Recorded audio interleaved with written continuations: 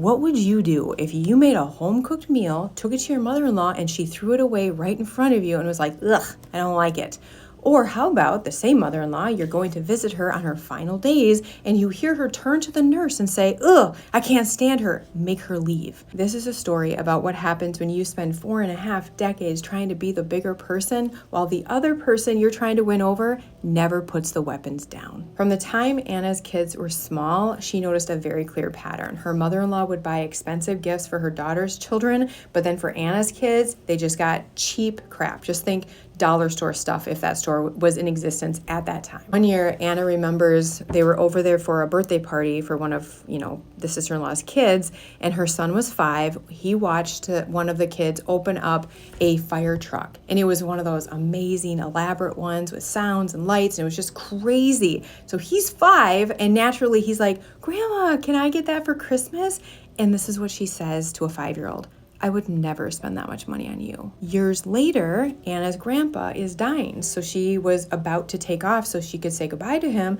Well, at the same time, her in-laws just arrived, and her mother-in-law literally said, well, he's dying, so stay here and entertain us instead. And she made Anna feel so bad for making this choice that Anna actually chose to stay. Her grandpa did die, and it's one of the biggest regrets she has of her life to this day. Then her mother-in-law really let her colors shine when there was a snowstorm over Christmas. She was supposed to come visit, their house. All the roads were shut down. It was a blizzard. So she's like, you guys come to me. And Anna's husband's like, okay, well, we can't because it's literally a blizzard out and the roads to you are closed. And rather than saying, oh yeah, stay home, keep yourself safe, she told everybody that they refused to see her on Christmas. It was that moment that Anna was finally like, I can't do this anymore. She told her husband, I'm emotionally divorcing myself from your mom. He was totally supportive. He said, I wish I could too, but as the eldest son, I feel like I have to stay in contact and keep taking care of her. Anna still did practical things to help her mother-in-law. So she would make meals, take them over frequently just to help her sister-in-law out that was providing most of the care. But when she would arrive with this freshly homemade meal, her mother-in-law would look her right in the eye and say, I only like my daughter's cooking, and she would throw it in the trash. So that would happen over and over. There was also other things. So Anna's sister-in-law started calling Anna's husband, complaining, like, you guys have to help me more. I'm taking care of mom. It's so much. I'm overwhelmed. And one of the days, Anna actually intercepted the call, and she told her sister-in-law, this isn't happening. We do try to help her in practical ways. She doesn't want our help. In fact, I make her meals and she throws them away. So I'm not going to waste my time or money any further. She just explains the whole thing. She actually went back in time, talked about the favoritism, all of that. The sister-in-law apologized, totally agreed, and they were on good terms. And then the last nail in the coffin, Anna and her husband went to the nursing home. So this is several years past after that.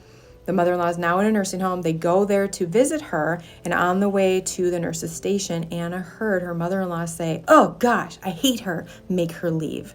So then Anna and her husband went to the car. She was crying, her husband comforted her, and it was literally days after that her mother-in-law died. Now Anna's sitting with 45 years of this, like digs, exclusion, regrets that she would have walked out sooner, and then that sting of that final message, like that final sentence. So her question is, I know that this wasn't my fault, but why does this still hurt, and why can't I let this resentment go? Oh my gosh, Anna, I am so sorry. Like, first of all, of course it still hurts you. Of course it does. You've spent most of your adult life trying to be accepted by a woman who already decided. It had nothing to do with you. She just decided you were the problem right from the jump, right from the start.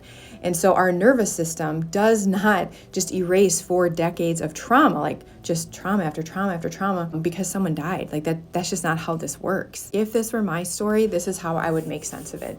Her rejection has everything to do with her capacity, and it has nothing to do with you. And I'm saying that with great certainty because she favored children, innocent children. I mean, who says to a 5-year-old, I would never spend this kind of money on you? Also, she prioritized her comfort over your grief, over your safety. She twisted stories so she was the victim. And even on her deathbed, she chose contempt over kindness. That tells me so much. Some parents and in-laws do not have the capability, the emotional equipment to share their children, to tolerate not being the center, or to admit when they are wrong. And if it hadn't been you, it would have been whoever was in your place, whoever her son married. She was not comfortable. She couldn't tolerate the role you were standing in. She couldn't share her son. That would be my hypothesis. It had absolutely nothing to do with you. So the second thing I would do if I'm you and I'm processing this is I would know that I have to process grief twice. I have to process the grief and the loss of my mother-in-law, the one that I had, and then I also have to process the mother-in-law I never got and fully deserved. How this would look like for me is I would talk to a trusted friend, maybe your husband, maybe even a therapist, and I would name what was true. I would say she was cruel. She made me feel like I was choosing wrong with my grandpa. She made my kids feel less than. She humiliated me by throwing away food that I prepared for her right in front of me. And I tried so hard and she rejected me even in her final days. I would remind myself that I married young. Keeping the peace was probably modeled and expected. And I did stand up for myself. When I felt like I had enough, I stood up for myself with my husband and I stood up for myself with my sister-in-law. I would literally be so grateful for those younger versions of myself because I literally did the best that I could with the tools that I had at the time. Like self-compassion is really a powerful antidote to resentment. Like when resentment is turning inward, I always lean on self-compassion more than anything. Last thing I would tell myself is that my job now is to make sure she doesn't continue to steal my joy from the grave. I am so proud of the daughter-in-law that I showed up as all the way to the end. She really missed out on a good one.